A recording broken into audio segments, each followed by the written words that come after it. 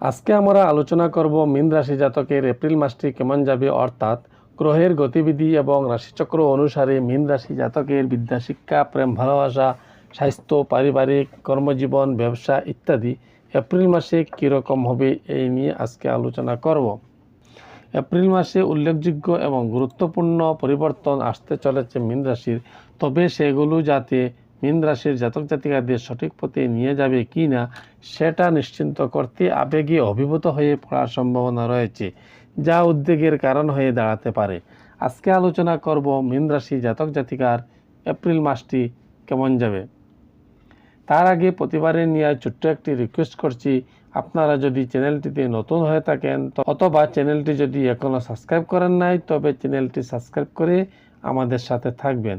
আর যারা সাবস্ক্রাইব করে নিয়েছেন তাদেরকে অসংখ্য ধন্যবাদ, এবং ভিডিওটি স্কিপ না করে সম্পূর্ণ দেখবেন। সম্পূর্ণ ভিডিওটি না দেখলে আপনাদের কনসেপ্ট ক্লিয়ার নাও হতে পারে।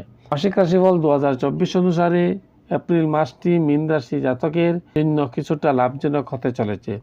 এই মাসের শুরু থেকে আপনাকে কিছু কষ্টের জন্য প্রস্তুত থাকতে হবে, বিশেষ করে আর্থিক, শারীরিক এবং ব্যক্তিগত বিষয়ে। রাহু এবং সূর্য মাসের শুরুতে আপনার রাশিচক্রে তৈরি হবে, যা আপনার আচরণ, শারীরিক স্বাস্থ্য এবং বিবাহিত জীবনে ক্ষতিকারক প্রভাব ফেলতে পারে। দ্বাদশ ঘরে শনি এবং মঙ্গলের অশুভ প্রভাবে বিবাহে অসুবিধার কারণ হতে পারে। এটি ব্যক্তিগত সমস্যার পাশাপাশি আর্থিক অসুবিধাও আনতে পারে। যাই হোক, আপনি এই পরিস্থিতি থেকে বেরিয়ে আসতে পারেন, কারণ মাসের দ্বিতীয় অংশটি খুবই ইতিবাচক। শিক্ষার্থীরা কঠিন বাধার মোকাবিলা করবে এবং আপনি যদি তাদের জন্য প্রস্তুত থাকেন, সাফল্য আপনার হবে। ব্যবসায়ীদের সাবধানে এগোতে হবে, আপনি কিছু আইনি বাধার সম্মুখীন হতে পারেন। পারিবারিক কলহের পর দুশ্চিন্তার মেঘ কেটে যাবে। আপনি আপনার বিদেশ ভ্রমণের ইচ্ছা পূরণ করতে পারবেন, যা আপনাকে খুশি করবে। প্রথমে যদি ক্যারিয়ারের দিক দিয়ে বলা যায়, তবে কর্মজীবনের দিক থেকে এই মাসটি মিশ্র ফল দেবে। আপনি যদি বর্তমানে কাজ করেন তবে এই মাসটি আপনার জন্য একটি সুযোগের মাস হতে পারে।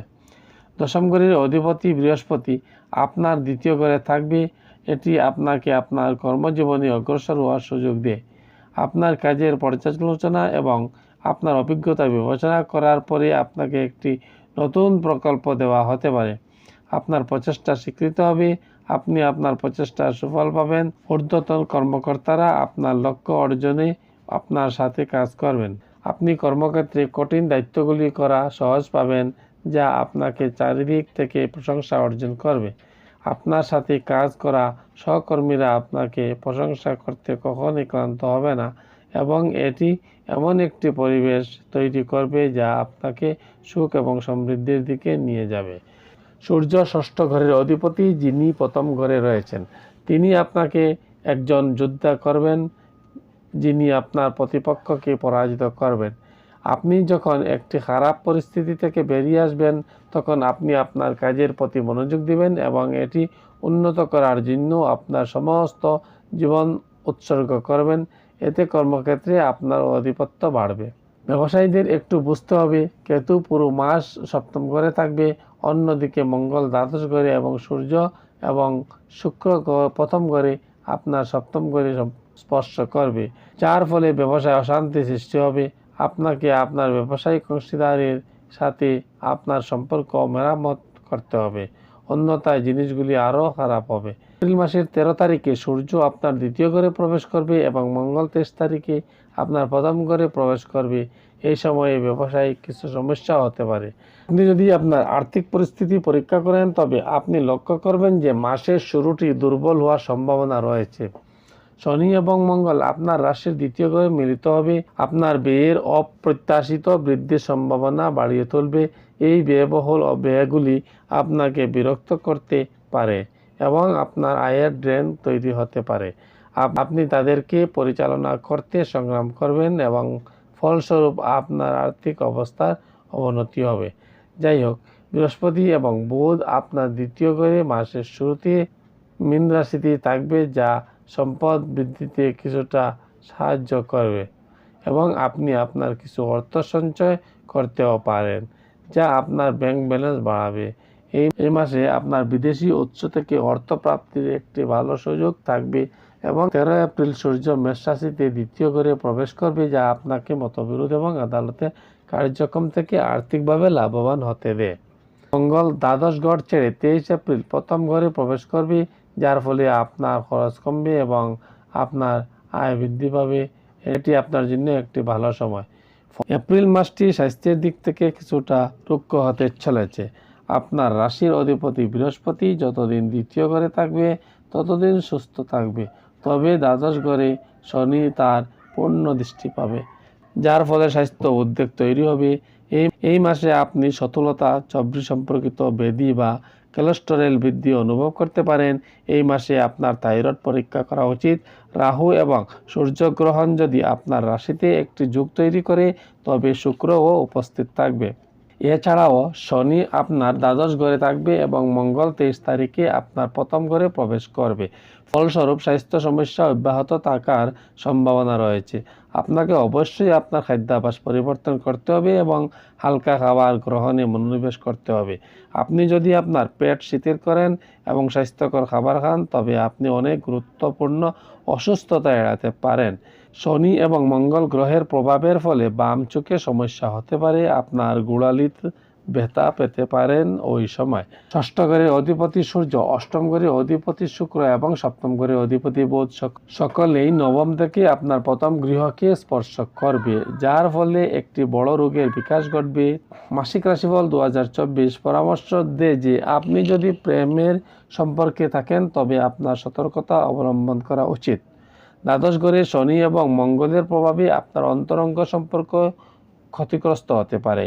আপনার যত্ন নেওয়া ব্যক্তিদের স্বাস্থ্য সম্পর্কে আপনি উদ্বেগ হবেন। যখন আপনার স্বাস্থ্য ব্যর্থ হয়, তখন প্রেমের শব্দগুলি আসা কঠিন হবে। তাই আপনার শান্ত থাকুন এবং আপনার প্রিয়জনকে আপনার দ্বারা প্রভাবিত হওয়ার এবং আপনার স্নেহ অনুভব করার জন্য যথেষ্ট সময় দিন। তাদের উপর আপনার ভালোবাসার কথা চাপিয়ে দেওয়ার চেষ্টা করবেন না। অসুস্থ হলে তাকে সাহায্য করুন। মাস যত যাবে আপনার পরিস্থিতি ধীরে ধীরে উন্নত হবে এবং আপনার প্রেমের জীবন প্রস্ফুটিত হবে এবং সমৃদ্ধ হবে। আপনি যদি বিবাহিত হন, এই মাসটি আপনার বিবাহের জন্য বেশ কঠিন হতে পারে। তাই আপনাকে অবশ্যই আপনার হৃদয়কে শক্ত করতে হবে এবং বাধাগুলি সহ্য করতে হবে। রাহু এবং সূর্য আপনার সপ্তম ঘরকে দেখাবে, যেখানে কেতু অবস্থিত। শনি এবং মঙ্গল দ্বাদশ ঘরে থাকবে, যেখানে মঙ্গল সপ্তম ঘরে অবস্থান করবে। শুক্রও আপনার সপ্তম ঘরে থাকবে। এতে বৈবাহিক চাপ বাড়তে পারে। পারস্পরিক লড়াইয়ের পরিস্থিতি পুনরায় দেখা দেবে এবং এটি এড়ানোর জন্য প্রচেষ্টা করা আপনার পক্ষে গুরুত্বপূর্ণ হবে। বুধ 9 এপ্রিল বিপরীতমুখী হয়ে প্রথম ঘরে প্রবেশ করবে এবং আপনার সপ্তম ঘরে প্রভাব ফেলতে শুরু করবে। সম্ভাব্য শব্দের যুদ্ধ বাড়িয়ে দেবে। 13 এপ্রিল একবার সূর্য এখান থেকে চলে গেলে অবস্থার একটি ছোটোখাটো পরিবর্তন হতে পারে এবং শুক্রের প্রভাব তীব্র হবে, যার ফলে আপনার প্রেমের মধ্যে আরও রোমাঞ্চ তৈরি হবে। এরপরে 23 এপ্রিল মঙ্গল আপনার রাশিতে প্রবেশ করবে এবং সপ্তম ঘরে তাকাবে, যা এই সমস্যাগুলিকে আরও বাড়িয়ে তুলতে পারে। তাই পুরো মাসটি রৌদ্রোজ্জ্বল থাকবে। আপনার অংশীদারিত্বে আপনাকে চরম সতর্কতা অবলম্বন করতে হবে। পারিবারিক দিক দিয়ে এই মাসটি পরিবারের জন্য উল্লেখযোগ্য সুবিধা দেবে। যদি বৃহস্পতি এবং বুধ আপনার দ্বিতীয় ঘরে থাকে, তাহলে কোনো গ্রহ আপনার চতুর্থ ঘরে উল্লেখযোগ্য প্রভাব ফেলবে না। ফলে ব্যক্তিগত সম্পর্ক আরও নিবিড় হবে। পারস্পরিক সম্পৃক্তি বৃদ্ধি পাবে। আপনার কথার কর্তৃত্ব এবং একত্ববোধ অর্জন করবে। আপনি বৃহস্পতি এবং বুধের প্রভাবে ভালো কাজ করবেন এবং আপনার পরিবারের সদস্যরা আপনাকে এর জন্য ভালোবাসবে। সাধারণ পরিবারের সদস্যদের মধ্যে বিবাদ কম হবে। তারপরে শনির দৃষ্টিও দ্বিতীয় ঘরে থাকবে, যার কারণে এক বা একাধিক সমস্যা ইতিমধ্যেই সামনে আসতে পারে। তবে আপনি যথাসময়ে সেইগুলি সমাধান করতে সক্ষম হবেন। মাসের দ্বিতীয়ার্ধে কিছু অসুবিধা দেখা দিতে পারে, কারণ সূর্য আপনার দ্বিতীয় ঘরে প্রবেশ করবে এবং মঙ্গল চতুর্থ ঘরে পূর্ণ দৃষ্টি দিয়ে আপনার প্রথম ঘরে প্রবেশ করবে। মানুষের মধ্যে পারস্পরিক সম্প্রীতি অভাবের কারণে বাড়িতে কিছুটা উগ্রতা সৃষ্টি হতে পারে। বাড়ির পরিবেশ অস্থির হতে পারে। এক্ষেত্রে ধৈর্য ধরে কাজ করাই ভালো। তৃতীয় ঘরের অধিপতি শুক্র মাসের শুরুতে আপনার প্রথম ঘরে অবস্থান করে আপনাকে পূর্ণ সহযোগিতা প্রদান করবে, যার ফলে আপনার ভাই বোনের মনোভাব আপনার প্রতি স্নেহময় থাকবে। 24 এপ্রিল শুক্র আপনার মেষ রাশিতে দ্বিতীয় ঘরে প্রবেশ করবে। আপনার ভাই ও বোনদের আর্থিকভাবে আপনাকে সহায়তা করার অনুমতি দেবে। যাই হোক, এই সময়কালে তাদের সাথে আপনার মেলামেশা অনেক বেশি হবে এবং আপনি একে অপরের জন্য উপকারী হবেন। এটি একটি খুব সন্তোষজনক সম্পর্কের লক্ষণ হতে পারে। প্রিয় শ্রোতাগণ, এই ছিল মীন রাশি জাতকের এপ্রিল মাসের রাশি সম্পর্কিত বিস্তারিত আলোচনা। প্রিয় শ্রোতাগণ, আশা করি ভিডিওটি আপনাদের অনেক ভালো লাগবে। তাই ভিডিওটি ভালো লাগলে একটি লাইক দিয়ে কমেন্ট করে আপনাদের মতামত জানাবেন এবং চ্যানেলটি সাবস্ক্রাইব করে শেয়ার করে দিবেন। ধন্যবাদ। ভালো থাকবেন, সুস্থ থাকবেন।